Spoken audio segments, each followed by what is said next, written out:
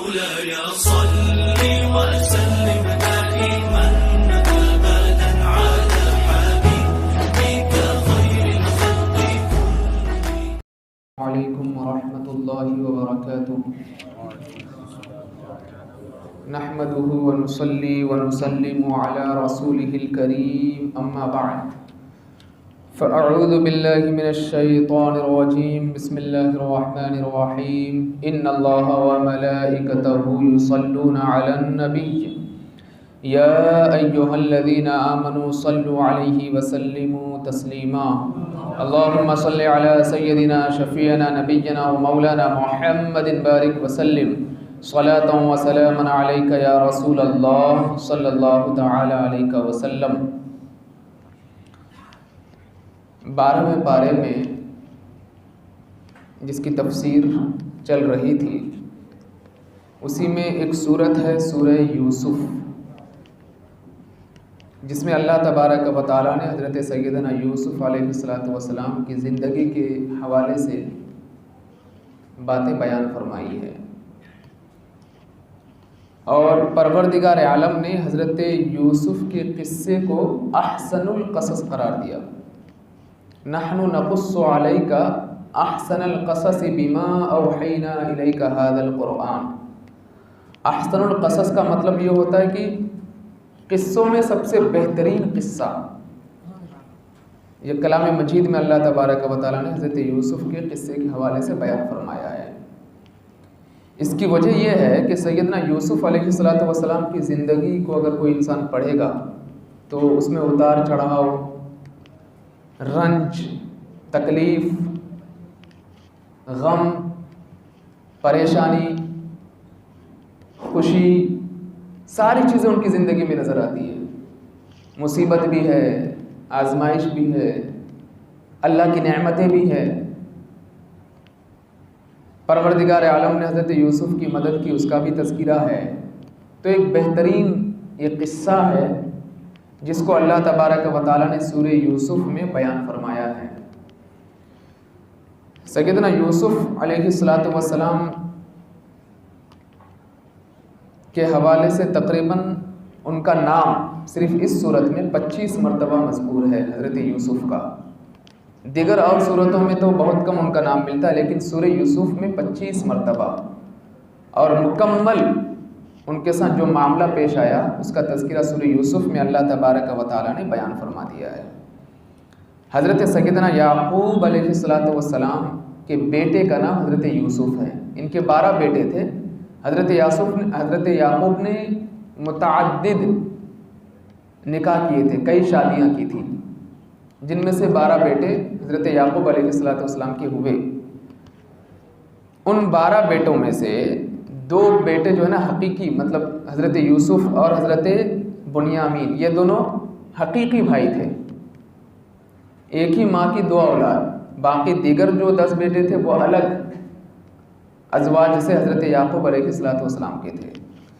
سیدنا یوسف علیہ السلام کو اللہ تبارک و تعالیٰ نے خوبصورتی، حسن و جمال، اس کے علاوہ عقل مندی، بے شمار خوبیوں سے اللہ تبارک و تعالیٰ نے حضرت سیدنا یوسف علیہ السلام کو نوازا تھا، جس کی وجہ سے سیدنا یعقوب علیہ السلام کی نظر، ان کی نگاہ، لگاؤ کچھ زیادہ ہی حضرت سیدنا یوسف علیہ السلام کی جانب رہا کرتی تھی.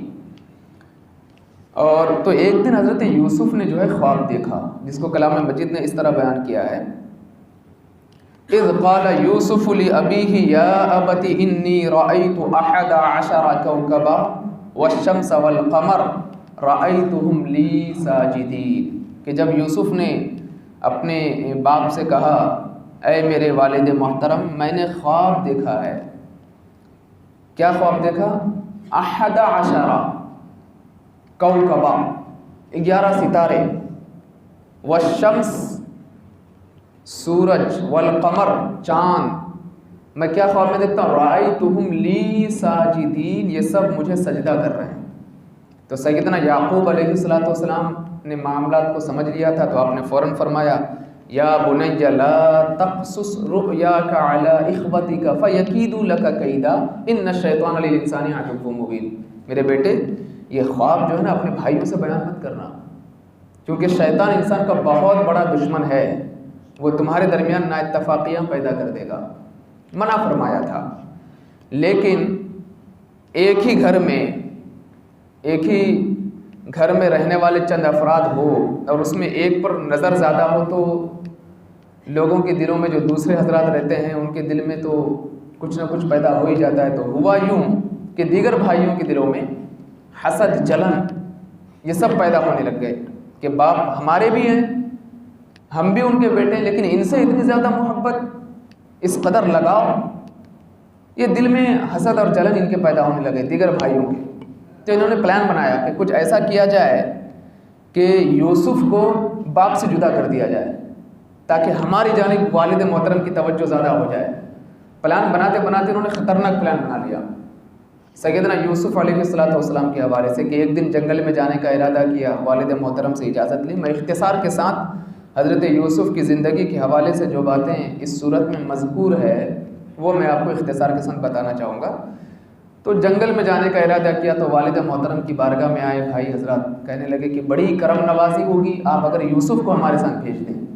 پہلے تو حضرت یعقوب علیہ السلام نے منع فرمایا، لیکن زیادہ اصرار کرنے پر کہا کہ ٹھیک ہے لے کر کے جاؤ، توجہ رکھنا اس کا، دھیان رکھنا اس کی جانب۔ لے کر کے گئے اور جاتے ہی کندھے پر اٹھا کر کے لے کر کے گئے تو اٹھا کر کے پٹک دیا کھیت میں سیدنا یوسف علیہ السلام کو۔ وہاں آپ کو زد کوب کیا، مارا، اس کے بعد جو ہے آپ کے ہاتھ کو رسیوں سے باندھ کر کے پیچھے ایک کنویں میں اتار دیا۔ ایک بہت بڑا کنواں تھا، اس میں قبل اس کے کہ حضرت یوسف علیہ السلام پانی تک پہنچتے، کنویں میں نیچے گرتے، اللہ تبارک و تعالیٰ نے حضرت جبریل علیہ السلام سے فرمایا کہ اے جبریل، قبل اس کے کہ میرا نبی نیچے گرے تم جا کر کے اپنے بازوں کو پھیلا دو۔ بس حضرت یوسف کو کنویں میں ڈالا گیا، اس سے پہلے حضرت جبریل نے اپنے پروں کو بچھا لیا تھا۔ تو ادھر ان لوگوں نے پلاننگ بنائی بھائی حضرات نے کہ حضرت یوسف کا ایک کرتا ایک بھیڑیے کو مار کر کے، ایک بکری کو مار کر کے، اس کا جو ہے خون کرتے میں لگا کر کے روتے ہوئے گھر واپس آئے، جس کا ذکر اس صورت میں مذکور بھی ہے۔ اور کہا کہ بڑا غضب ہو گیا، بھیڑیے نے جو ہے بکری کو کھا لیا اور ہمارے بھائی یوسف کو بھی کھا لیا۔ یہ دیکھو یہ ان کا کرتا ہے۔ باپ نے کرتے کو دیکھا تو کرتا کہیں پھٹا ہوا تھا ہی نہیں، تو حضرت یعقوب سمجھ گئے کہ یہ تو سازش ہے۔ تو آپ نے تنزن کہا بھی یہ کیسا بھیڑیا حملہ کرتا ہے کہ حملہ بھی کیا لیکن کرتا کہیں سے پھٹا بھی نہیں، یہ حضرت یعقوب نے کہا۔ لیکن آپ بہت زیادہ پریشان ہو گئے حضرت یوسف کے حوالے سے۔ ان لوگوں نے جب کنویں میں ڈال دیا تھا، یہ روزانہ جا کر کے حضرت یوسف کو دیکھتے تھے یہ ہے کہ نہیں۔ تقریباً 3 دن حضرت یوسف 3 دن اور 3 رات اسی کنویں میں رہے۔ اس کے بعد جو ہے نا ایک قافلے والے وہاں سے آتے ہیں، ان کو پانی کی ضرورت تھی تو کنویں میں جو ہے ڈول جیسے ہی ڈالا، فَأَرْسَلُوا وَجَاءَتْ سَيَّارَةٌ فَأَرْسَلُوا وَارِدَهُمْ فَأَدْلَىٰ دَلْوَىٰ قَالَ يَا بُشْرَىٰ هَٰذَا غُلَامٌ وَأَسَرُّوهُ بِضَاعَةً وَاللَّهُ عَلِيمٌ بِمَا يَعْمَلُونَ۔ انہوں نے جو ہے پانی نکالنے کے لیے جیسے ہی ڈول ڈالا اور ان کو لگا کہ پانی بھر گیا تو انہوں نے ڈول کو جیسے کھینچنا شروع کیا تو اس میں سے بچہ نکلا۔ یہ کیا ہے، اتنا خوبصورت بچہ اس کنویں میں؟ تو حضرت یوسف کے جو بھائی حضرات تھے انہوں نے دیکھ لیا تھا کہ یہ جو ہے ڈول سے ان کو باہر نکال دیا، دوڑے دوڑے آئے، بولے کہ ہمارا غلام ہے۔ دیکھیے حسد، جلن یہ کیسی چیز ہے کہ جو بھائی ہو اس کو غلام کہہ دے، یہ اس کو کہتے ہیں حسد، جو انسان کے دلوں میں پیدا نہیں ہونی چاہیے، جس کا خمیازہ انسان کو پھر برسوں تک بھگتنا پڑتا ہے، جیسا کہ یوسف کے بھائیوں نے بھگتا بھی کہ برسوں تک ان کو احساس ہوا کہ ان سے غلطی سرزد ہوئی۔ تو بہرحال کہا کہ یہ تو غلام ہے، بھاگ کر کے آ گیا تھا، ہم اس کو بیچ دیں گے، لے کر کے چلے جاؤ۔ بیچا بھی تو کتنی قیمت میں، کلام مجید میں ہے وَشَرَوْهُ بِثَمَنٍ بَخْسٍ۔ بِثَمَنٍ بَخْسٍ کا مطلب ہوتا ہے معمولی سی قیمت، صرف 20 درہم میں حضرت یوسف کو بیچا، لے کر کے چلے جاؤ، ہم اس کو بیچنا چاہتے ہیں۔ ان لوگوں نے بھی دیکھا اتنا خوبصورت بچہ، وہ تو دیکھ کے ہی حیران رہ گئے، ایسا لگتا تھا کہ پورا چاند سمٹ کر کے اس بچے کے چہرے میں اللہ نے سمو دیا ہے۔ وہ خوبصورتی بچے میں نظر آئی، وہ تو دیکھتے ہی بولے کہ یہ تو بہت خوبصورت بچہ ہے، لے کر کے چلے گئے مصر کے بازار میں. ان کو پتہ چل گیا تھا. اب اللہ نے حقیقی قیمت لگائی. مصر کے بازار میں جیسے ہی پتہ چلا کہ ایک خوبصورت غلام آیا ہے اور اس کو بیچنا چاہتے ہیں لوگ، آ گئے سب خریدار بن کر کے. جب ان کو پتہ چلا قافلے والوں کی کہ باپ رے اس کے خریدار تو بہت زیادہ آ رہے ہیں، یہ قیمت بڑھاتے گئے. اس قدر قیمت بڑھا دیے کہ عام آدمی خرید ہی نہیں سکتا تھا، اس کی حیثیت سے باہر قیمت ہی اتنی زیادہ. تو جو مصر کا بادشاہ تھا عزیز مصر، جب اس کو پتہ چلا کہ ایک غلام ہے بہت خوبصورت ہے اور سب لوگ خریدنے کے آ رہے ہیں، میرے پاس تو خزانہ ہے، میں خرید سکتا ہوں، قیمت کیا ہے؟ اس کی قیمت یہ ہے کہ اس کے وزن کے برابر سونا، اس کے وزن کے برابر چاندی، اس کے وزن کے برابر جواہرات، ہیرے، یہ سب کچھ چاہیے. عزیز مصر نے سب کچھ دے دیا اور حضرت یوسف کو خرید لیا اور لے کر کے مصر کے شاہی گھرانے میں لے کر کے آیا اور وہی رکھنے لگا حضرت یوسف علیہ السلام کو. تو عزیز مصر کی بیوی کا نام ہے زلیخا. جب زلیخا نے حضرت یوسف علیہ السلام کی خوبصورتی کو دیکھا تو پھر نیت بدل گئی زلیخا کی کہ اتنا خوبصورت غلام ہمارے گھر میں موجود ہے. پہلے تو ویسے ہی کوشش کی، لیکن جب کامیاب نہ ہو گئی تو آخر میں حدیں بھی پار کر دی زلیخا نے کہ ایک مرتبہ زلیخا نے اس قدر مجبور کر دیا حضرت یوسف کو کہ حضرت یوسف آگے بھاگتے جاتے، زلیخا پیچھے نفسانی خواہشات کو مکمل کرنے کے لیے. لیکن حضرت یوسف کو پتا تھا کہ کوئی دیکھے یا نہ دیکھے لیکن پروردگار عالم ضرور دیکھ رہا ہے، میرا مولا مجھے ضرور دیکھ رہا ہے. میں اگر لوگوں سے چھپ کر کے گناہ کر لوں گا تو پھر مولا کو میں کیا جواب دوں گا. تو آپ کو تو پتا تھا، آپ بھاگتے گئے تو اس نے 7 دروازے بند کر دیے تھے، لیکن حضرت یوسف جیسے ہی آگے جاتے دروازے خود بخود کھل جاتے. جب آخری دروازے پر حضرت یوسف پہنچے، حضرت یوسف آگے پیچھے زلیخا، عزیز مصر ادھر سے آ گیا. مصر کا جو بادشاہ تھا بولے یہ کیا ہے، غلام کے ساتھ میری بیوی اس طریقے کی حرکتیں. تو زلیخا پلٹ گئی، کہا کہ نہیں میں تو کچھ نہیں، بس یہی غلام ہے جن کو آپ کھلا رہے ہو پلا رہے ہو، آج یہ میری عزت پر میری عصمت پر ہاتھ ڈالنے کی کوشش کر رہا ہے.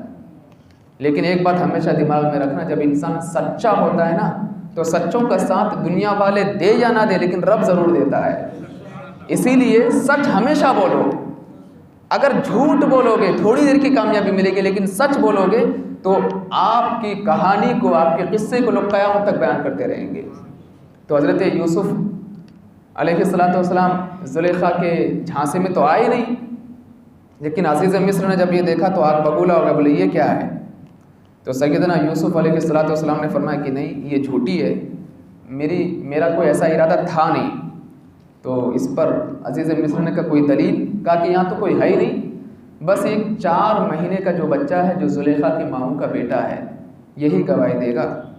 تو عزیز مصر نے کہا اس کو بولنے کی کہاں سے قوت آ جائے گی؟ بولے نہیں اس سے پوچھو، یہ ضرور گواہی دے گا. تو جب پوچھا گیا تو اس بچے نے کہا، اللہ نے اس کو قوت گویائی عطا فرما دی. ان کان قمیصہ قد من دبر فکذبت وهو من الصادقین وان کان قمیصہ قد من قبل فصدقت وهو من الکاذبین. یہ پہلے آیت کریمہ ہے. بچے نے کیا کہا کہ اگر یوسف کا کرتا آگے سے پھٹا ہوا ہے، آگے کی جانب سے کرتے کا دامن آگے کی جانب سے پھٹا ہوا ہے، تب تو پھر زلیخا سچی ہے اور یوسف جھوٹا ہے. وَإِن كَانَ قَمِيصُهُ قُدَّ مِن دُبُرٍ فَكَذَبَتْ وَهُوَ مِنَ الصَّادِقِينَ. اور اگر یوسف کا کرتا پیچھے سے پھٹا ہوا ہے تو زلیخا جھوٹی ہے، یوسف سچا ہے. عام طور پہ ہوتا بھی ایسا ہے کہ حضرت یوسف جب آگے آگے بھاگے تو پیچھے سے زلیخا جب پکڑنے جائے گی تو دامن ہی پھٹے گا نا. تو چیک کیا، پتہ چلا فَلَمَّا رَأَىٰ قَمِيصَهُ قُدَّ مِن دُبُرٍ.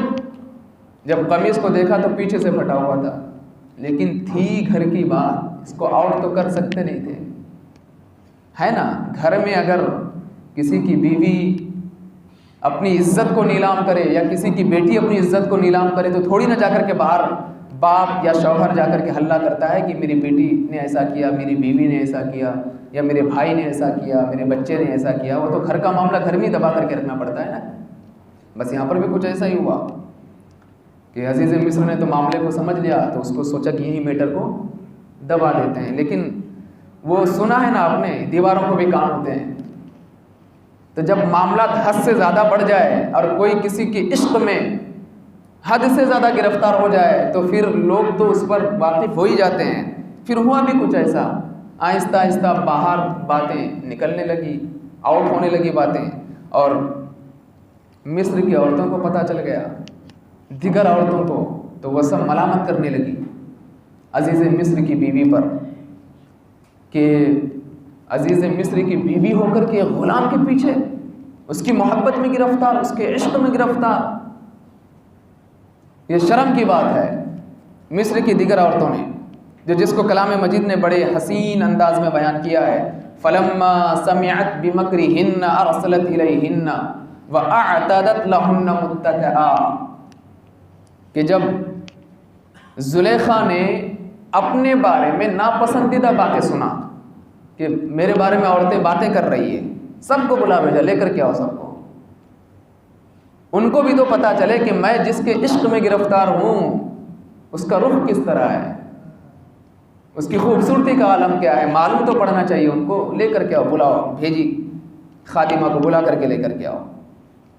وَأَرْسَلَتْ إِلَيْهِنَّ وَأَعْتَدَتْ لَهُنَّ مُتَّكَئًا، اور زلیخا نے ان کے لیے بہترین بچھونے کا انتظام کیا، بیٹھو اب ایک جلوہ میں تم کو دکھانے والی ہوں، بڑی باتیں کرتی ہو نا میرے پیچھے، آج بیٹھ جاؤ۔ ساری عورتوں کے بیٹھنے کا انتظام کیا۔ وَآتَتْ كُلَّ وَاحِدَةٍ مِّنْهُنَّ سِكِّينًا، اور ان میں سے ہر ایک کے ہاتھ میں چاقو دیا اور ایک پھل دیا، بولے بس صرف اتنا کرنا ہے کہ جب میں یوسف کو سامنے لے کر کے آؤں بس یہ پھل کاٹ دینا اور کچھ نہیں کرنا۔ لے کر کے آئے، کہا کہ وقالت اخرج علیہن، لے کر کے آؤ سامنے غلام کو۔ فلما رأینہ اکبرنہ، جب عورتوں نے حضرت یوسف کو دیکھا، ان کی خوبصورتی کو دیکھا، حسن و جمال کو دیکھا، اللہ کی تعریف بیان کرنے لگ گئی کہ مولا تو ایسے بھی بندے پیدا کرتا ہے، اتنے خوبصورت۔ وَقَطَّعْنَ أَيْدِيَهُنَّ، پھل کے کاٹنے کے بعد انہوں نے اپنی ہاتھوں کی انگلیاں کاٹ لی، ان کو پتہ ہی نہیں چلا، وہ چہرے کی خوبصورتی میں اس قدر گم ہو گئی تھی۔ وَقُلْنَا حَاشَ لِلَّهِ مَا هَٰذَا بَشَرًا، بولے اللہ کی قسم یہ بشر ہو ہی نہیں سکتا، یہ تو کوئی فرشتہ لگتا ہے۔ یعنی وہ ساری عورتیں حسن یوسف میں گرفتار ہو کر کے محبت یوسف میں مور ہو گئی تھی، وہ کہنے پر مجبور ہو گئی کہ زلیخا تو کیا، اگر ہم بھی تیرے جگہ پر ہوتے تو ہم بھی اس کی محبت میں گرفتار ہو جاتے۔ اللہ نے وہ خوبصورتی حضرت یوسف کو عطا فرمائی تھی، لیکن اللہ اکبر، بات جب حد سے زیادہ آگے بڑھنے لگ گئی، اب پھر عزیز مصر کو لگا کہ پوری مصر میں میری بدنامی ہو جائے گی، تو چلو اس کو قید خانے میں بند کر دیتے ہیں تاکہ معاملہ ہی ختم ہو جائے، ورنہ پھر جو ہے لوگ اور طرح طرح کی باتیں کریں گے۔ تو سیدنا یوسف علیہ السلام کو قید خانے میں بند کر دیا گیا، تقریباً ایک روایت کے مطابق 11 سال اور ایک روایت کے مطابق 7 سال حضرت یوسف علیہ السلام قید خانے میں رہے، جیل میں رہے، لیکن وہاں پر بھی آپ نے صبر کا مظاہرہ کیا، آپ نے توحید کا اعلان فرمایا، لوگوں کو کہا کہ یہ خدا پر ایمان لے کر کے آؤ۔ جیل میں بھی رہ کر کے سیدنا یوسف علیہ السلام نے دین کی تبلیغ کی۔ جس دن حضرت یوسف جیل میں گئے اسی دن عجب اتفاق یہ کہ آپ کے قید خانے میں عزیز مصر کے 2 شخص اور بھی آئے، اس میں سے 2 خادم تھا، ایک بادشاہ کو شراب پلانے والا اور دوسرا باورچی، ان دونوں کو بھی جیل میں بند کر دیا گیا۔ الزام یہ تھا کہ ان دونوں نے بادشاہ کے کھانے میں زہر ملا دیا تھا، اسی وجہ سے ان کو بھی جو ہے جیل میں ڈال دیا گیا۔ تو اتفاق سے اس میں سے ایک نے خواب دیکھا۔ کیا خواب دیکھا؟ انی ارانی اعصر خمرا، میں خواب یہ دیکھا کہ میں شراب نچوڑ رہا ہوں۔ اس کی تعبیر کیا ہے؟ تو سیدنا یوسف علیہ السلام نے فرمایا کہ تم جس الزام میں قید میں بند کیے گئے ہو اس سے تم بری ہو جاؤ گے۔ حضرت یوسف نے تعبیر بتائی۔ تو دوسرا جو خادم تھا جس کو جیل میں بند کر دیا گیا تھا اس نے بھی خواب دیکھا۔ وقال الاخر انی ارانی احمل فوق رأسی خبزا تأکل الطیر من، دوسرے نے کہا کہ میں نے بھی خواب دیکھا ہے کہ میں اپنے سر پر ٹوکرے میں روٹیاں اٹھا کر کے جا رہا ہوں اور اس میں سے پرندے روٹی کھا رہے ہیں. حضرت یوسف نے تعبیر بیان فرمائی کہ تم کو پھانسی کی سزا ہوگی. جس طرح حضرت یوسف نے تعبیر بیان فرمائی سیم ویسا ہی ہوا. اس کو پھانسی کی سزا ہوگی, اس کو جیل سے رہا کر دیا گیا. تو جیل میں ہی کہا گیا بھائی ہمارے جیل میں ایک معبر آیا ہے, خواب کی تعبیر بیان کرنے والا, کہ جو 100% صحیح خواب کی تعبیر بیان کرتا ہے. تو اتفاق سے عزیز مصر نے بھی خواب دیکھا. کیا خواب دیکھا؟ انی ارا 7 بقرات سمان یأکلہن 7 عجاف و7 سنبلات خضر واخر یابسات یا ایھا الملأ افتونی فی رؤیایا ان کنتم للرؤیا تعبرون. یہ عزیز مصر نے خواب دیکھا. میں خواب میں دیکھتا ہوں کہ 7 موٹی تازی گائیں ہیں جنہیں 7 دبلی پتلی گائیں کھا رہی ہیں. موٹی تازی گائیں ہیں جن کو 7 دبلی پتلی گائیں کھا رہی ہیں. نیز 7 خوشے ہرے بھرے ہیں اور 7 اور ہیں جو سوکھے ہوئے ہیں. اے درباریوں کیا تم کوئی اس خواب کی تعبیر بیان کر سکتے ہو؟ سب لوگ سوچنے لگ گئے لیکن کوئی تعبیر بیان نہ کر سکے.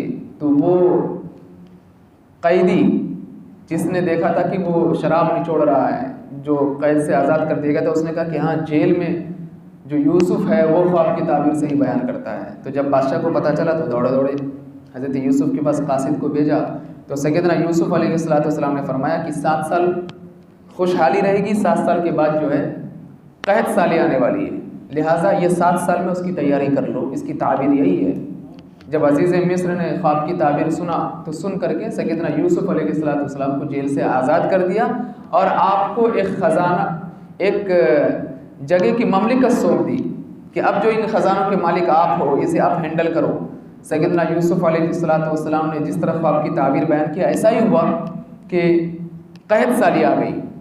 چونکہ پہلے سے ہی خواب کی تعبیر بیان کر دی گئی تھی تو لہٰذا قحط سالی سے پہلے ہی سارا انتظام بادشاہ کے خزانے میں موجود ہو گیا تھا آنے والے 7 سال کے لیے. لیکن مصر کے دیگر علاقے جو تھے جہاں لوگ بہت زیادہ پریشان تھے, وہاں سے لوگ آ رہے تھے مدد کے لیے. وہیں سے ایک علاقہ ہے کنعان, جہاں حضرت یعقوب اور حضرت یعقوب کے بیٹے جو حضرت یوسف کا علاقہ تھا, وہاں پر بھی قحط سالی تھی. جب پتہ چلا کہ مصر کا جو بادشاہ ہے سیدنا یوسف علیہ السلام تخت پر جلوہ گر ہو گئے تھے, اختصار کے ساتھ میں عرض کروں کہ آپ بادشاہ بن گئے تھے. جب پتہ چلا کہ مصر کا جو بادشاہ ہے وہ بہت سخاوت کر رہا ہے تو حضرت یعقوب علیہ السلام نے اپنے بیٹے کو بھیجا کہ جاؤ آپ لوگ بھی کچھ لے کر کے آؤ. 10 بیٹوں کو بھیجا. حضرت یوسف کا جو حقیقی بھائی تھا بنیامین, اس کو رکھ لیا. بولے ایک بیٹا تو میرا ویسے ہی کھو گیا ہے, اب اس کو بھیج دوں, خدا نہ خواستہ اسے بھی کچھ ہو جائے تو پھر میں کیسے زندہ رہوں گا, میں تو جیتے جی مر جاؤں گا. تو حضرت بنیامین کو رکھ لیا تھا, باقی سب کو بھیجا. حضرت یوسف علیہ السلام کی دربار میں جب وہ سارے بھائی آئے تو حضرت یوسف نے تو دیکھ کر کی سمجھ لیا کہ میرے بھائی ہیں. سب کو جی بھر کر کے غلہ دے, بولے لے کر کے جاؤ جتنا لے کر کے جانا ہے. وہ لائے تھے اپنی اونٹ وغیرہ بھر بھر کر کے لے کر کے گئے, اور جو رقم لے کر کے آئے تھے کہ کم رقم میں بادشاہ زیادہ دیتا ہے, تو حضرت یوسف نے ان کے رقم کو ان کے تھیلی میں جس میں اناج دیا تھا اسی میں رکھ دیا. جب یہ اور فرمایا کہ جب ختم ہو جائے تو پھر سے لینے کے لیے آنا, اور ہاں میں نے سنا ہے کہ تمہارا ایک بھائی اور ہے, اس کو بھی لے کر کے آنا. اس کو لے کر کے آؤ گے تو اس کا بھی حصہ اس کو دوں گا. یہ لوگ گئے گھر, واپس جا کر کے بوری کھول کر کے دیکھا, تھیلی کھول کر کے دیکھا تو بڑے خوش ہوئے کہ جو رقم ہم نے دیا تھا وہ بھی ریٹرن واپس. اور پھر ابا جان کے سامنے بہت تعریف کرنے لگے, بولے بادشاہ بہت اچھا ہے. پھر سے ایک بار بلایا ہے اور کہا ہے کہ اپنے چھوٹے والے بھائی کو بھی لے کر کے آنا. اب یہ دوسری مرتبہ جانے کی تیاری کرنے لگے تو حضرت یعقوب جو تھے وہ بھیجنے کے لیے تیار نہیں تھے بنیامین کو. نہیں بھیجوں گا, میں پہلے ہی میں اس کے حقیقی بھائی کو کھو دیا ہوں, اب اس کے ساتھ کوئی معاملہ پیش آئے تو پھر کیا ہوگا. لیکن بہت زیادہ اصرار کرنے پر بھیج دیا کہ ٹھیک ہے لے کر کے جاؤ اور صحیح سے واپس لے کر کے آنا. تو حضرت یوسف علیہ السلام کی بارگاہ میں جیسے یہ لوگ گئے تو سیدنا یوسف نے اپنے حقیقی بھائی کو دیکھا تو سب کچھ بتا دیا. قال انا یوسف وہذا اخی, سب لوگوں کو بتا دیا میں یوسف ہوں, یہ میرا بھائی ہے. انه من یتقی ویصبر فان اللہ لا یضیع اجر المحسنین, کہ جو تقوی اختیار کرے، صبر کرے، تو اللہ تبارک و تعالیٰ محسنین کے اجر کو ضائع نہیں فرماتا ہے۔ سیدنا یوسف علیہ السلام نے ہمیشہ صبر کے دامن کو پکڑے رکھا۔ مصیبت دیکھو، آپ کو بچپن ہی میں تقریباً 13 یا 14 یا 17 سال کی عمر میں آپ کو غالباً اتنی ہی عمر تھی، اسی کے بیچ میں کنویں میں ڈالا گیا، مصر کے بازار میں فروخت ہوئے، زلیخا نے الزام لگایا، 7 سال قید میں رہے۔ اتنی مصیبتیں آنے کے باوجود آپ نے ہمیشہ تقوی اختیار کی، ہمیشہ صبر کے دامن کو پکڑے رکھا، اور پھر اللہ نے وہ اجر دیا کہ ساری مصیبتیں ختم ہو گئی اور اللہ نے مصر کا بادشاہ آپ کو بنا دیا۔ تو وہی حضرت یوسف نے کہا انا یوسف وہذا اخی انہ من یتقی ویصبر فإن اللہ لا یضیع اجر المحسنین۔ میں یوسف ہوں، یہ میرا بھائی ہے، جو تقوی اختیار کرے، جو اللہ سے ڈرے اور صبر کا مظاہرہ کرے، تو پھر پروردگار عالم محسنین کے اجر کو ضائع نہیں فرماتا ہے۔ وہ رب ہے، وہ مکمل اجر عطا فرماتا ہے۔ آپ نے مکمل واقعات سے آگاہ کیا اور فرمایا والد محترم کیسے ہیں؟ بولے کہ ان کی تو رو رو کر کے آنکھوں کی بینائی ختم ہو گئی، اپنی قمیص کو اتارا، اذهبوا بقمیصی ھذا فألقوه علی وجہ ابی یأتی بصیرا، میری اس قمیص کو لے کر کے جاؤ، میرے والد کی آنکھوں سے لگا دینا، ان کی آنکھوں کی بصارت واپس آ جائے گی۔ نبی کی قمیص میں اللہ نے اتنی برکت رکھی تو سوچو پھر نبی کا عالم کیا ہوگا۔ یوسف جو نبی کریم صلی اللہ علیہ وسلم کے غلام ہے، سمجھ لیجئے میرے آقا امام الانبیاء ہے، تو جب یوسف کی شان کا عالم یہ ہے، کلام مجید میں میرا رب فرماتا ہے اذهبوا بقمیصی ھذا فألقوه علی وجہ ابی یأتی بصیرا، کہ اس قمیص کو لے کر کے جاؤ، ان کی آنکھوں سے لگا دینا، ان کی آنکھوں کی بصارت واپس آ جائے گی۔ تو پھر مصطفیٰ کا عالم کیا ہوگا؟ جب یوسف کی قمیص کا عالم یہ ہے تو پھر یوسف کا عالم کیا ہوگا؟ حسن یوسف دم عیسیٰ ید بیدہ زاری، آنچ خوبہ ہما دارن تو تنہا داری، کہ یوسف کا حسن، حضرت موسیٰ کے ہاتھ، حضرت موسیٰ کے عصا کا کمال، حضرت عیسیٰ کے ہاتھ کا معجزہ، یہ سب ایک طرف، جتنی خوبیاں اللہ نے سارے انبیاء کو عطا فرمائی وہ تنہا ذات مصطفیٰ میں اللہ نے عطا فرمائی۔ تو یہ حضرت یوسف علیہ السلام تھے، فرمایا لے کر کے جاؤ، لے کر کے گئے۔ ابھی حضرت یوسف علیہ السلام کے جو بھائی ہیں وہ پہنچے ہی نہیں تھے، اس سے پہلے کہا کہ انی لاجد ریح یوسف، والد محترم کرے مجھے یوسف کی خوشبو آ رہی ہے۔ حضرت یوسف آئے ہی نہیں تھے، صرف قمیص کو بھیجا تو کہہ رہے مجھے یوسف کی خوشبو آ رہی ہے۔ جا کر کے جیسی قمیص کو لگایا، کہا کہ خوشبو صحیح ہے۔ یوسف اب ایک عام انسان نہیں رہے، وہ تو پہلے سے نبی تھے، نبی عام انسان ہوتا نہیں ہے، لیکن اللہ نے یوسف کو وہ مقام عطا کیا کہ مصر کا بادشاہ بنا دیا ہے۔ پھر سیدنا یوسف علیہ السلام کی قمیص کو ان کی آنکھوں سے لگائی گئی تو اللہ نے بینائی واپس کر دی اور وہ دیکھنے لگے، بہت خوش ہوئے۔ حضرت یوسف نے تقریباً 70 یا 200 سواریاں بھیجی اپنے والد محترم اور پورے خاندان، بول جاؤ لے کر کے آؤ سب کو۔ تو یہ لوگ 70 سواریاں بھیجی تھی، یہ 200 لوگ تیار ہوئے حضرت یوسف کے پاس جانے کے لیے، مصر کے پاس، مصر۔ ادھر حضرت یوسف 1000 کا لشکر لے کر کے آگے بڑھے اپنے والد کے استقبال کے لیے، اور آگے بڑھ کر کے والد محترم کا استقبال کیا، ان کے ہاتھ کو چوما، اور پھر فرمایا کہ میں نے جو خواب دیکھا تھا 11 ستارے وہ میرے 11 بھائی ہیں، میں نے جو خواب دیکھا تھا کہ چاند اور سورج مجھے سجدہ کر رہے ہیں، تو سورج میرے والد محترم ہے، چاند میری ماں ہے، اس خواب کی تعبیر یہ ہے۔ تو یہ حضرت یوسف علیہ السلام کے قصے کو اللہ تبارک و تعالیٰ نے احسن القصص قرار دیا ہے کہ بہترین قصہ ہے، لیکن اخیر کی جو آیت کریمہ ہے لَقَدْ كَانَ فِي قَصَصِهِمْ عِبْرَةٌ لِأُولِي الْأَلْبَابِ، کہ ان جیسے قصوں میں عقل مندوں کے لیے بڑی عبرتیں ہیں، کہ مصیبتیں جب نازل ہو جائے، پریشانی جب نازل ہو جائے، ایسے وقت میں بھی صبر کے دامن کو نہ چھوڑنا، اور ہمیشہ گناہوں کے دروازے تمہارے لیے کھلے رہیں گے، لیکن تم ایسے وقت میں بھی اگر مولا کا ڈر اپنے دل میں بٹھا لو گے تو اللہ اس کا اجر ضرور عطا فرمائے گا۔ عزیز مصر کی بیوی، مصر کی خوبصورت حسین عورتیں جن کی خوبصورتی مشہور ہے، وہ سب کے سب حضرت یوسف کو دل دے بیٹھی تھی، لیکن حضرت یوسف تھے کہ اپنے دل کو اپنا دل مولا کو دے بیٹھے تھے. تو دل میں مولا کی محبت جو ہے بٹھا کر کے رکھنا. آج بہت سارے نوجوان ہیں نا، تھوڑی سی اسٹائل مار لیں، بولے میرے جیسا کوئی نہیں، تھوڑا بالوں کو یہ کر کے، پینٹ شرٹ پہن کر کے اپنے آپ کو اسٹائلش مین سمجھتے ہیں اور سوچتے ہیں کہ ہر کوئی ہم پر فدا ہے.